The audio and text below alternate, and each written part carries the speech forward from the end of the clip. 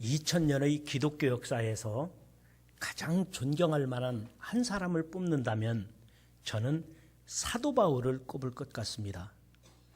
사도 바울은 로마 시민권자요, 그리고 당대의 최고의 학문을 갖춘 사람이었지만 복음을 위해서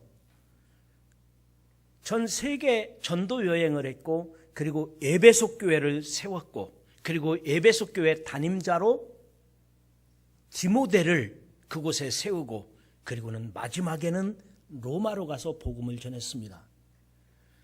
로마에서 마지막 인생을 마치려 할 때 그는 로마 감옥에 있는 사도 바울은 각 지역에 있는 교회에 편지를 보내는데, 이 감옥에서 보낸 편지의 내용을 옥중서신이라고 말합니다. 그런데 오늘 본문 성경 우리가 읽은 이 디모데 후서가 바로 옥중서신인데, 바울은 일생을 살아 복음을 전했고, 그리고 자기 생애를 전체를 바쳐 하나님의 교회를 세웠는데, 그 중에서도 아주 사랑하는 교회 에베소 교회, 그 에베소 교회의 담임자였던 디모데, 그래서 에베소 교인들아, 이 말을 들어야 될지니라. 디모데야, 이렇게 목회하고 이런 교회를 만들어야 될지니라. 그래서 이 말씀이, 오늘 디모데 후서 본문의 말씀이 어찌 보면 마지막 인생을 마쳐야 되는, 순교해야 되는 이 마지막 상황에서 사도 바울이 가장 사랑하는 제자, 그리고 영적인 아들이었던 디모데에게, 그리고 당신이 개척했던 이 에베소 교회에게 어떤 말을 전해야 될까, 어떻게 말씀을 전했을까, 이 내용이 오늘 본문의 말씀이라고 생각이 됩니다. 그래서 이 말씀을 보면 아버지가 마지막 유언하실 때 남기는 말과 같이, 아니면 부모님이 자녀에게 타이르는 말과 같이, 아니면 담임 목사가 사랑하는 성도들이 어떻게 신앙생활을 하는 것이 옳은 일인가에 대해서 간절하게 하는 말씀과 같이, 이 말씀은 친근감이 있고 그러면서도 엄중한 경고의 말씀이 아닐 수 없습니다. 그래서 7절과 8절을 다시 제가 읽어드리면 이렇습니다. 내가 말하는 것을 생각해보라. 내가 말하는 것을 생각해보라. 주께서 범사에 내게 총명을 주시리라. 내가 전한 복음대로 다윗의 씨로 죽은 자 가운데서 다시 살아나신 예수 그리스도를 기억하라. 예수 그리스도를 기억하라. 내가 예수 그리스도를 기억하며 내게 주는 당부의 말이 있는데, 첫 번째로 군인처럼 신앙생활해라. 두 번째로 선수처럼 신앙생활해라. 세 번째로 농부처럼 신앙생활해라. 이는 에베소 교회와 디모데에게 권면하는 말씀이었습니다. 저도 반석교회 담임 목사로서 우리 성도 여러분들에게 잔소리 같은 말 정말 전하고 싶은데, 제가 자꾸 얘기하면 목사님이 잔소리 하신다, 그렇게 생각할까 봐 전하지 못하는 이야기들이 많이 있습니다. 그래서 꼭 필요한 말인데, 들어야 되는 이야기인데 듣지 않으려고 하실까 봐, 시험 드실까 봐, 그래서 제가 주보에다가 광고도 하고, 때로는 안 보고 안 읽으니까 교회 홈페이지에 칼럼을 써서 올리기도 하고, 그래도 안 들으니까, 그래도 제대로 읽어보시는 분이 별로 없으니까 속 타는 마음이 한두 가지가 아닙니다. 참고 말하지 않고 저 혼자 삭히기도 하고 기도하고 그러던 내용들이 얼마나 많은지 몰라요. 그 여러 가지 중에 하나가 예배드리는 문제예요. 우리가 하나님 앞에 1시간 나와 예배드리는데, 이 예배드리는 시간만큼은 좀 시간도 지키고 하나님 앞에 집중하고, 설교 들을 때도 제 얼굴을 보고 여러분들의 얼굴을 보면서 이렇게 좀 설교할 수 없을까? 하나님 앞에 예배 1시간 드리는데 성도들이 하나님 앞에 집중하는 마음을 가질 수는 없을까? 이게 간절한 마음인 거예요. 그런데 이것을, 야, 너 그렇게 예배 드리지 마. 야, 너 하나님께 1시간 예배 드리는데 왜 예배 시간 늦게 오니? 자꾸 그러면 잔소리로 들을 거 아니에요. 정말 중요한데, 엄중한 말씀인데도 그렇게 들을까 봐 제가 이 얘기를 못하면서도, 그러니까 글로 쓰고 주보에 실기도 하고 교회 홈페이지 칼럼에 올리기도 하고, 그런데도 안 읽어보는 경우가 얼마나 많은지 몰라요. 초등학생이 얼굴을 마주보지 못하면 초등학생이 얼굴을 마주보지 못하면 뭐가? 죄가 있다는 뜻입니다. 초등학생이 얼굴을 마주보지 못하면 아마 이 사람은 뭐가 거짓말을 했다는 뜻이에요. 근데 고등학생이 얼굴을 마주보지 않으면 반항한다는 뜻이에요. 틀리죠? 초등학생을 얼굴 보면 피하면 뭐가 거짓말했다는 뜻이에요. 고등학생이 얼굴 마주보지 않으면 반항한다는 뜻이에요. 그런데 청년이 얼굴을 마주보지 못하면 사랑한다는 뜻이에요. 근데 40이 되시고 50이 되신 분이 얼굴을 마주 보는데 얼굴을 마주 안 보면 무시한다는 뜻이에요. 그래서 저도 설교하면서 나를 무시하나? 아니면 나를 사랑하나? 헷갈려요. 어떤 때는 설교하면서도 아니면 무슨 죄를 졌나? 헷갈릴 때도 있어요. 그래서 저도 설교하면서 제가 혹시 실수하거든, 아유 목사님이 실수하시네, 그러지 마시고 아마 내가 안 쳐다보니까 실수하는구나, 그렇게 생각하시면 진짜로 맞는 얘기거든요. 진짜 맞아요. 전 그래요, 진짜로. 그래서 여러분, 바울도 마찬가지인 거예요. 지금 에베소 교회를 개척해서 헌신을 다해서 그 교회가 부흥됐고 그 교회 담임자로 사랑하는 영적 아들 디모데에게 맡겨놨어. 그리고 나는 전 세계 복음 전도자로 나가 복음을 전하다가 이제 마지막 로마 감옥에서 인생을 마치려 할 때 잔소리 같은 진리를, 엄중한 경고의 말씀이면서도 잔소리 같은 그런 말씀을 이 디모데에게, 에베소 교회에게 전하고 싶었던 내용이 뭘까? 그게 바로 오늘 예수 그리스도를 기억하라는 것입니다. 예수 그리스도를 기억하며 첫 번째로 군사와 같이 병사처럼 고난을 받으며 살라는 것입니다. 고난을 받으라는 거예요. 여러분, 성경에는 군대 용어가 많이 나옵니다. 그리고 우리들을 영적인 군인이라고 비유한 성경 말씀이 많이 있습니다. 그런데 대부분 사람들에게 군대 하면은 고난, 이 생각이 납니다. 군대 그러면은 아이고 우리 아들 군대 보내기 싫어, 우리 아들 거기 가서 고생하는 거 너무 싫어. 부모들은 다 그래요. 그리고 우리 남자들도 마찬가지예요. 군대 가기 싫어하는 사람도 많고 군대 가서 고생한 이야기를 많이 해요. 그래서 나이가 먹어도요, 어르신들도요, 심지어는 우리 이종산 장로님 같으신 분들도 군대 얘기하면 재밌게 들어요. 그리고 군대 얘기를 자주 하시곤 해요. 그런데 군대 얘기 들으시면 다 그거는 뻥이구나, 그렇게 생각하면 돼요. 군대 얘기는 대부분 뻥이 들어가요. 어떤 분은 연세 드신 분이 그러더라고요. 나는 옛날에 6.25 때 철원에서 강원도 전방에 철원 부대에서 자기가 뭐 전쟁 나가서 하다가 뭐 눈알이 빠졌다네요. 눈알이 빠졌는데 군의관이 다른 사람 거 껴줬대요. 그런데 오늘까지 보잖아. 그래.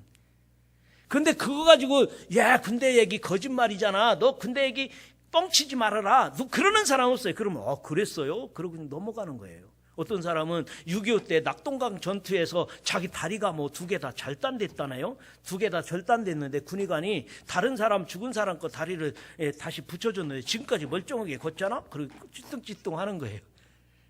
그래도 누가 뭐라고 안 해요. 군대 얘기하면 그랬어? 그러지 말지.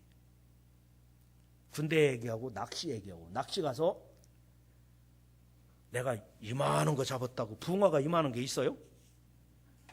그러면은 뻥이라고 하지 마세요. 다 그러는 거예요. 그럼 이만한 거 잡았구나 생각하면 돼요.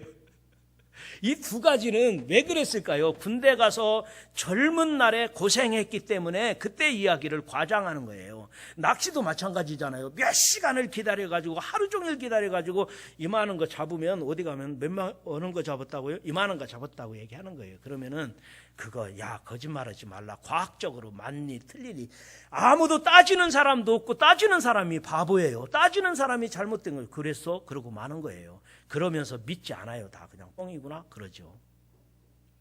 그런데 여러분, 여기 예수 그리스도를 기억하며 영적인 병사와 같이 신앙생활하라 하는 이 말씀은 그런 내용이 아니에요. 이런 뻥이 아니라 정말 그리스도의 병사로 사는 자들은 십자가를 질 각오를 하고 고난을 받을 각오를 하면서 그리스도와 함께 고난에 참여하라, 이런 말씀으로 주신 거예요. 그 내용이 3절과 4절입니다. 2장 3절 4절 우리 한번 같이 읽어볼까요? 자, 한 목소리로 다 같이 디모데 후서 2장 3절 4절 시작. 너는 그리스도 예수의 좋은 병사로 나와 함께 고난을 받으라. 병사로 복무하는 자는 자기 생활에 얽매이는 자가 하나도 없나니 이는 병사로 모집한 자를 기쁘게 하려 함이라. 아멘. 좋은 병사로 부름받은 자는 훈련을 잘 받아야 합니다. 훈련 받는다는 것은 고난이에요. 힘든 일입니다. 주님을 잘 섬기기 위한 훈련도 필요합니다. 예배 잘 드리기 위한 훈련도 필요합니다. 영적 생활을 위하여 기도 훈련, 말씀 훈련 필요한 거예요. 내가 헌신하고 내가 주님을 위해 충성하기 위해서는 영적 단련이 필요한 것입니다. 제가 40년이 지난 군대 생활, 벌써 제가 군대 생활한 지도 40년이 지났는데 지금까지 잊어버리지 않는 구호가 있어요. 훈련 중에 흘린 땀방울은, 훈련 중에 흘린 땀은 전쟁에서 흘린 뭐와 비교한다고요? 피하고 비교한다. 다 아네. 여자분도 다 아네요.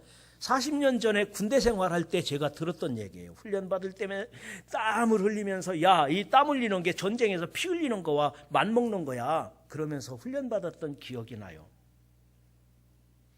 사랑하는 성도 여러분, 오늘 신앙생활하면서 받는 훈련이 아무리 고되고 고단하더라도 내일 하나님께서 주시는 영광과 좋게 비교할 수 없는 거예요. 나를 위해 예비하신 하나님의 나라, 나의 앞에 펼쳐질 아름다운 미래가 나에게 예비되었다면 오늘 수고하고 오늘 고난받더라도, 오늘 내가 좀 힘들더라도, 내가 오늘 어떤 어려움이 있다 할지라도 여러분 잘 극복하시고 내일의 영광과 좋게 비교할 수 없는 하나님의 영광을 바라볼 수 있는 여러분 모두가 되기를 주의 이름으로 축원합니다.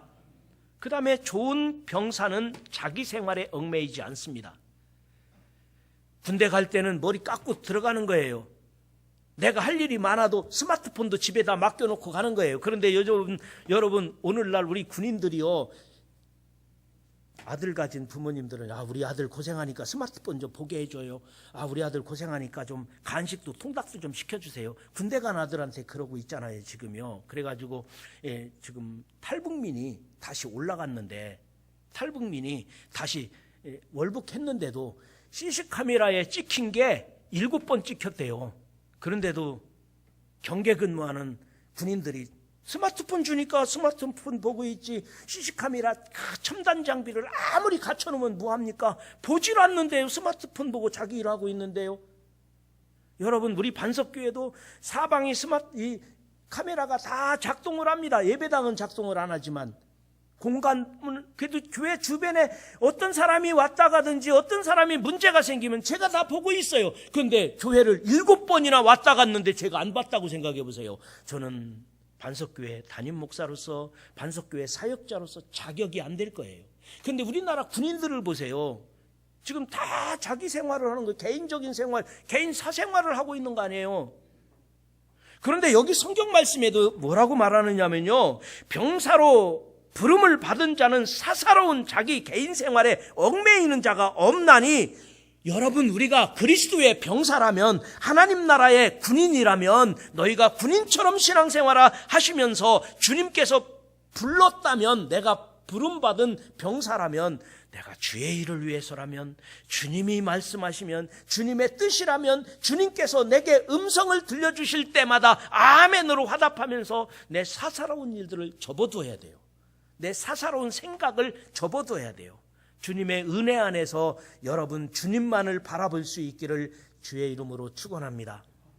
그 다음에 군사는, 좋은 병사는 모집한 자를 기쁘게 한다는 것입니다. 나를 부르신 국가를 위하여 충성하는 것이 군인입니다. 우리 영적인 병사들도 마찬가지예요. 나를 부르신 하나님을, 나를 창조하신 하나님을 기쁘시게 하는 것이 신앙생활이라는 것입니다. 제가 서울에 있는 육군사관학교를 3번 방문했습니다. 한 번은 제가 육군사관학교 교회에서 강사로 초청받아서 집회를 했고요.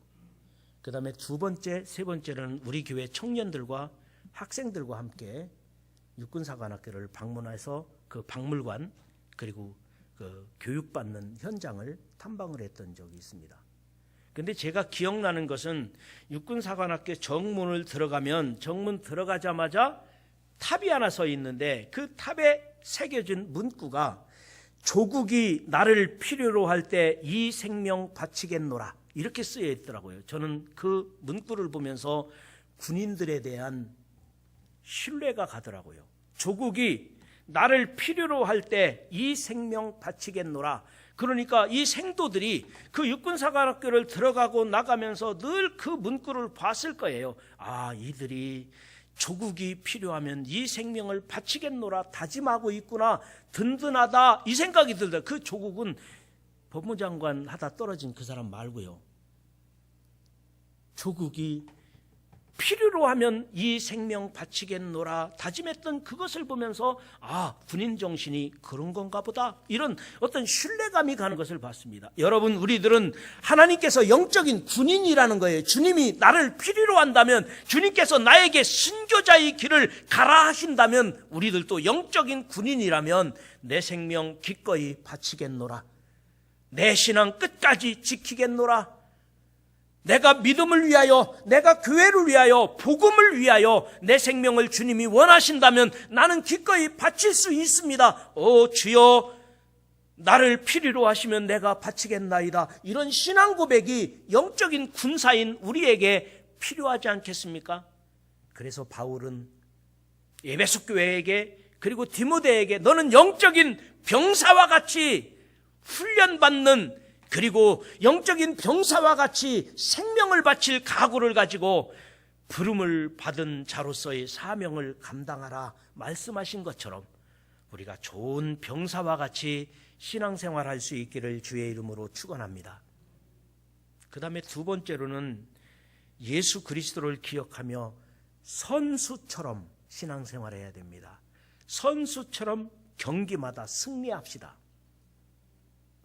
선생님이 학교 앞에서 아이들이 모여서 이렇게 모여 있는 것을 봤습니다. 선생님이 지나가다 보니까 아이들이 모여서 자기들끼리 웅성웅성 모여 있는 것을 보고 가만히 보니까 이 애완견 조그만 강아지가, 예쁘게 생긴 강아지가 이 아이들한테 둘러싸여 있는데 이 누가 좀 잃어버린 강아지인가 봐요. 이 강아지가 얼마나 예뻐요.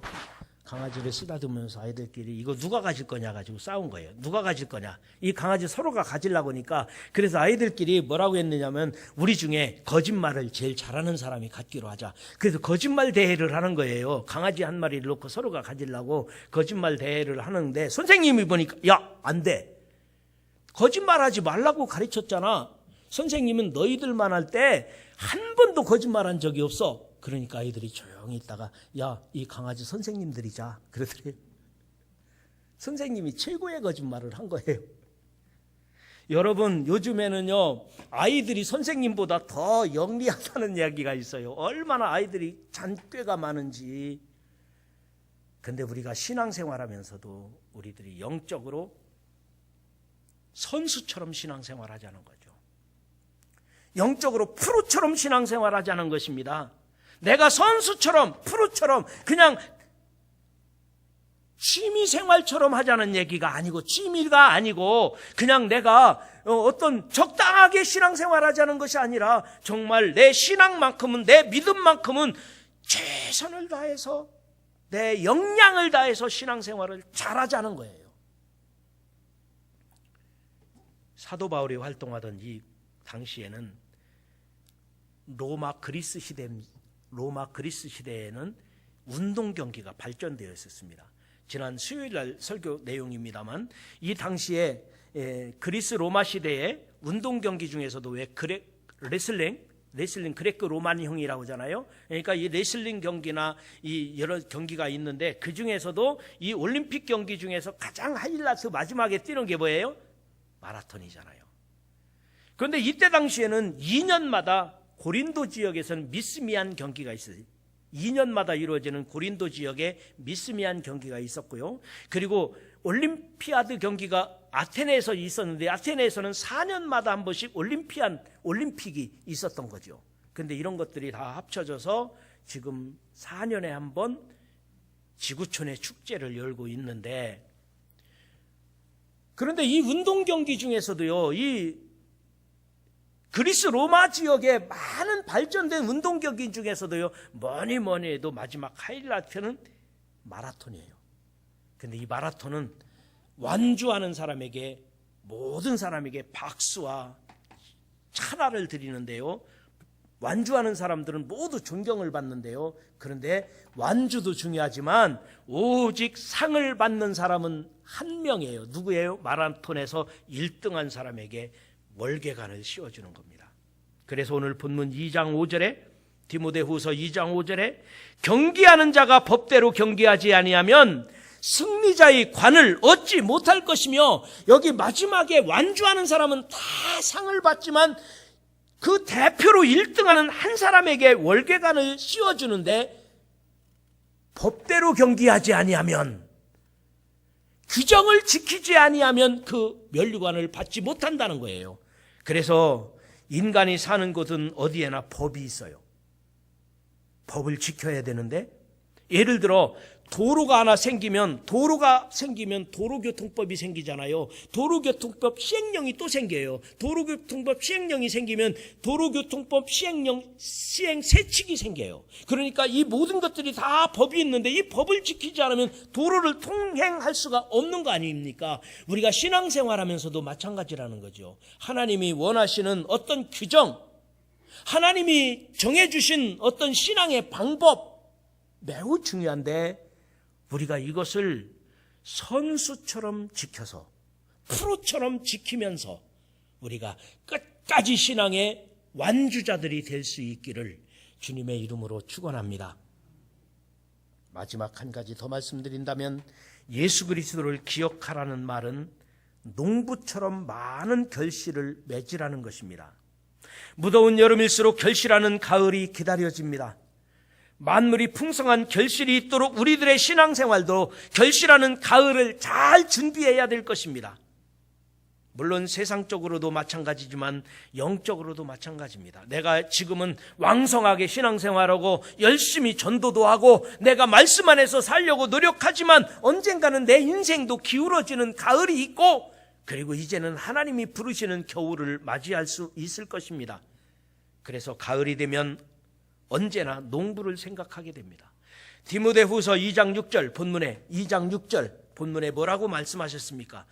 수고하는 농부가 곡식을 먼저 받는 것이 마땅하니라. 수고하는 농부가 곡식을 먼저 받는 것이 마땅하니라. 우리 신앙생활하는 모든 사람들은 이 농부의 마음을 가져야 되는데요, 이 농부는 열심히 일하는 게 농부예요. 농부는 손에 흙 묻히는 거 걱정하지 않아요.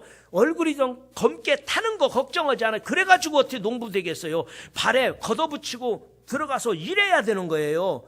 발에 벌레가 밟히면 어떨까, 이렇게 걱정해서는 농부가 될 수가 없는 거예요. 농부는 몸살이지 않고 일하는 게 농부예요. 그리고 농부는 자연 법칙을 따라야 됩니다. 아무리 성격이 급하다고 해도 오늘 감자를 심어놓고 일주일 있다 캐는 사람은 없어요. 때가 될 때까지 기다려야 되는 거예요. 부지런하게 걸음을 주고 관리하는 거예요. 만사는 때가 있어요. 그래서 농부는 정직하고 순수합니다. 그게 농부인 거예요. 오늘날 우리 신앙생활이 농부와 같이 신앙생활하라는 것입니다. 농부는 정직합니다. 농부는 순수합니다. 자연의 법칙을 따라야 합니다. 열심히 일해야 됩니다. 몸살이지 않습니다. 여러분, 우리가 오늘이 이 현실을 보면서 우리들이 농부처럼 신앙생활해야 되겠다. 부지런하게, 정직하게, 성실하게 그렇게 신앙생활하다 보면 나에게 풍성한 하나님의 상급이 있으리라. 아니, 내게 상급이 있지 않다 할지라도 하나님이 기억하시면 나는 그것으로 족하리라. 여러분, 이런 마음으로 농부처럼 신앙생활할 수 있기를, 그래서 여러분에게 풍성한 결실이 맺어지시기를, 그래서 풍성한 가을을 맞이하시기를, 여러분의 인생의 결과에는 많은 수확을 얻을 수 있기를 주님의 이름으로 축원합니다. 이제 말씀을 마치겠습니다. 바울은 인생의 말년에 로마의 감옥에서 옥중서신을 씁니다. 그런데 이 옥중서신 내용이 에베소 교인들에게, 그 교회 목회자인 디모데에게 잔소리 같지만 아주 필요한, 꼭 전해야 되는, 그러면서도 엄중한 말씀을 전하고 싶었던 것입니다. 그 내용이 그리스도를 기억하라, 예수 그리스도를 기억하라는 것입니다.